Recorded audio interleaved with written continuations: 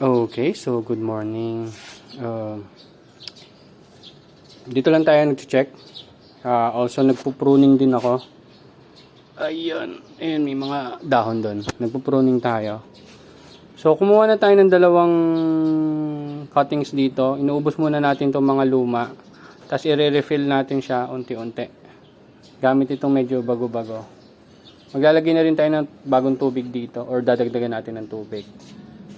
Dito naman, konti na lang to yung mga lemon. Pero balak ko na kasing itigil tong lemon basil. Baka mag-concentrate na lang tayo sa Thai and sweet basil. So, ayun. So, dito naman, ito lang yung napansin ko kanina. Ito part na to, brown na siya. Tapos, ang ginawa ko na lang, pinulupot ko yung dahon niya dito sa tali para masuportahan siyang tumayo. Kasi, natutumba na siya. So, hindi ko sure kung after a few days, baka mamatay na rin to. Kasi kung i-compare natin siya sa isang kaedad niya, which is ito, hindi naman nagiging brown yung stem niya. Although dito, sa mustasa, nagiging brown yung stem, pero makapal. Dito kasi maliit pa. So, hopefully, makatulong tong pag-support ng dahon niya na nakakapit dito sa tali para makapag-establish siya ng mas makapal na stem at hindi siya mamatay. So, tingnan natin kung ganun yung mangyari. So, ito naman, diniligan ko naman to kahapon. So, after 2 days pa siguro bago tayo magdilig. Nag-refill na rin tayo ng mga dito. Tsaka isa pa sa ginawa natin ngayon yung mga romaine dito, romaine lettuce, tinanggal natin. So, 2 romaine lettuce yun. So, mapansin nyo ito, Olmeti or Batavia variety. Medyo maliit siya kumpara dito. Kasi ito, nandun lang siya nakalagay sa seedling tray natin doon. So, konti lang yung space niya, tas konti lang din yung nutrient doon. So, posible, kaya hindi rin siya masyadong lumaki. At saka, hindi masyadong expose sa araw sa lugar na yon, doon sila dati.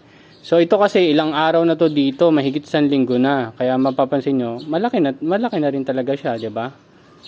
Mga after 1 week or 10 days, pwede ko na yang i-harvest. Tikman din natin.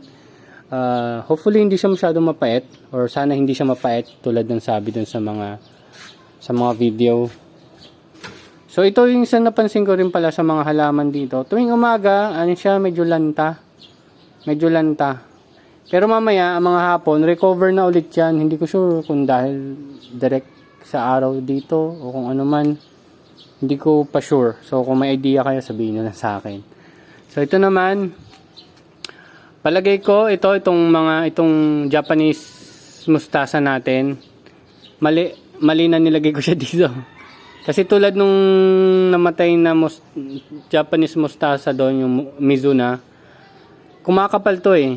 Kumakapal yung ugat nito, yung stem nila dito. Tapos minsan nagsasanga-sanga pa sila. Hindi ko sure paano ko siya i-refill pag masyado ng puno itong lalagyanan niya. Kaya iniisip kong ilipat na lang ulit siya sa ganito, sa pot. Iniisip ko pa. So, possible ilagay ko siya dito. Malaking pot na lang din na katulad nito. Ganito yung naglalagay natin ng mga basil mother plants natin.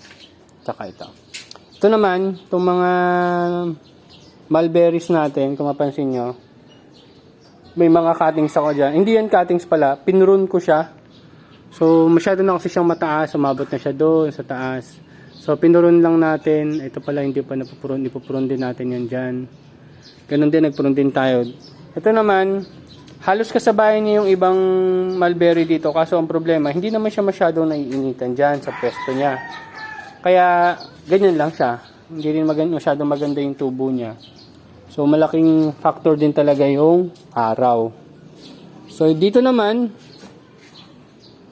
medyo positive na ako na mas maganda ang tubo nito kaysa doon.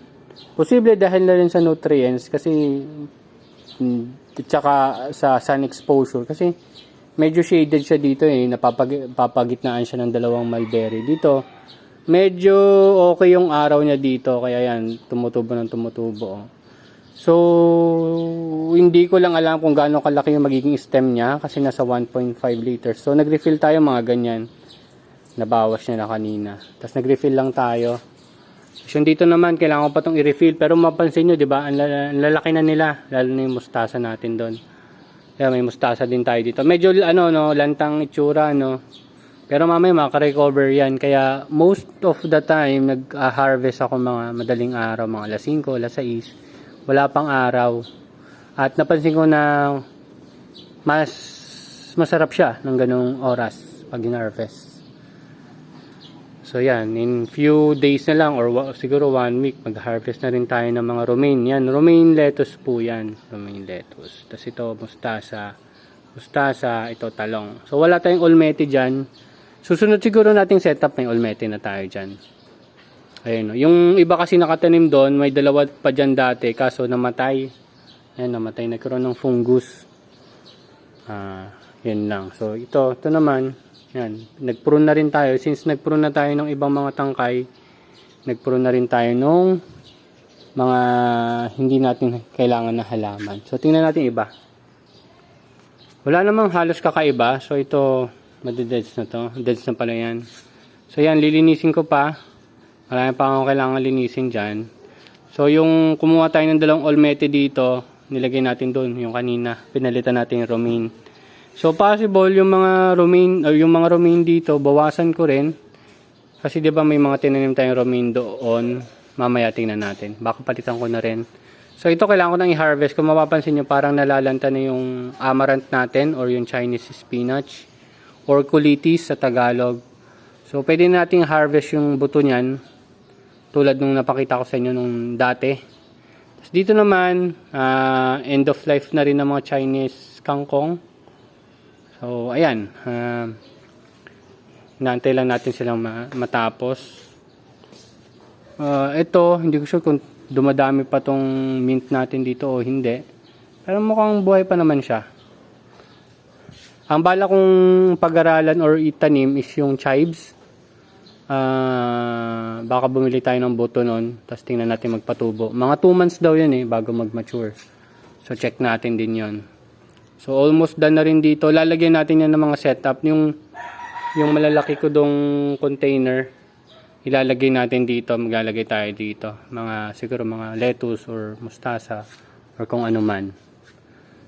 So ito naman, 3rd day. Yan, 3rd day. Medyo marami na silang nabawas. So baka mag-refill na tayo bukas para dyan. Habang lumalaki talaga sila, ang bilis na nilang kumuha or mag-consume ng water nutrients. Yan. Tingnan dito. Ito yung sinasabi kong setup na gagawin natin dito. Maraming ganyan dyan. Ito kasi 4th or 5th day na niya. Tapos hindi ko naman sila pinapakalaman dyan. Inaayaan ko lang silang lumaki. At sana naman lumalaki sila. Makikita nyo rin naman yung ugat niya. Hindi pa siya malumot sa ngayon. Pero pag tagal-tagal, maglulumot din yan. Para maiwasan yung lumot, lagyan nga natin sila ng insulation. Para hindi tumatagos yung liwanag dyan. At makagawa sila ng lumot. Ayan. And dito okay naman. Ayun, leggy kasi siya nag-start Leggy kasi sila nag-start kaya medyo leggy din siya na lumalaki. Tsaka yung romaine napansin ko mas maganda talaga sa kanya is direct sunlight. Hindi yung ganito klaseng medyo malilim, hindi niya gusto. Kaya nagiging leggy talaga siya. Hindi talaga siya may iwasan. So possible maglagay tayo ng dalawang ganito doon. Tatanggalin natin yung romaine dyan. Baka tanggalin na nga natin lahat Kainin ko na lang kasi sayang din naman yan. Makakain pa rin naman yan. Yun lang. Wala namang kakaiba pang update. So hopefully, may bago pa lang ako nakita na sabi nila yung kale. Ito is pwede kang mag-harvest ng multiple times. So hayaan lang natin saan lumaki. I-harvest mo lang yung leaf nila. Then na yun. Alagaan mo lang sila. Tingnan natin kung anong magagawa natin doon. So, yun lang. Hanggang sa susunod.